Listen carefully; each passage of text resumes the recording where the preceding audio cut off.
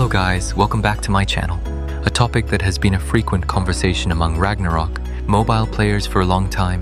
Why does ROM continue releasing new gacha boxes, new cards, and new items almost every month?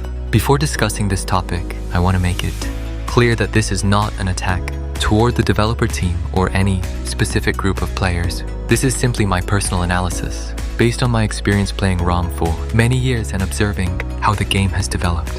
To understand why this happens, we need to look at the history of Ragnarok Mobile Eternal Love. When ROM was first released, the progression system was much simpler. Players focused on upgrading equipment, farming materials, hunting MVP, improving their character slowly, and building their strength through time and effort. However, as the game continued to grow, more and more systems were introduced.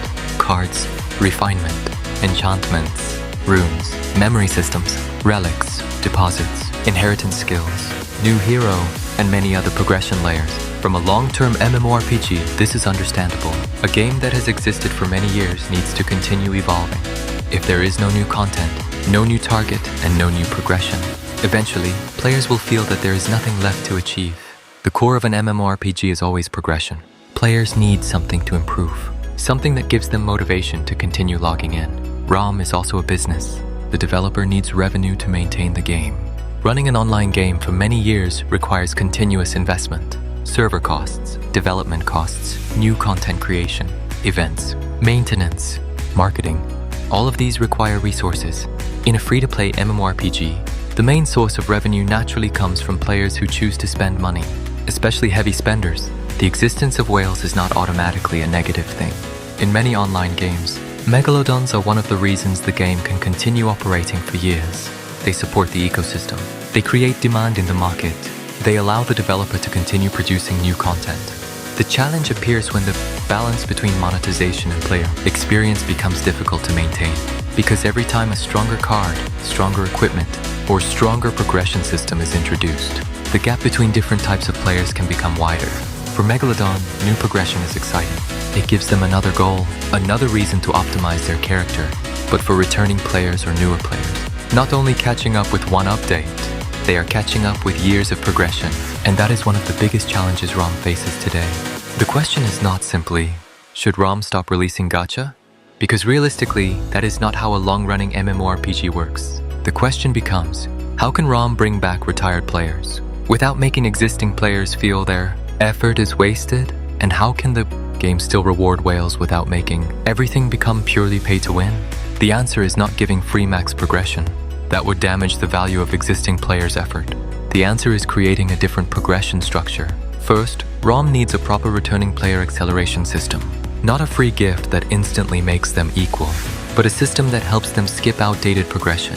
Older systems should gradually become easier to obtain. If a player returns after 2 years, they should not need to spend months collecting old materials that current players finished years ago. The game could provide a returning adventure path. A returning player could receive accelerated access to old equipment, increased drop rate for previous progression materials, special quests that compress old farming time, temporary boosts to help them rebuild, help them catch up to the current era, not immediately surpass current players. Second, ROM needs to separate horizontal progression and vertical progression.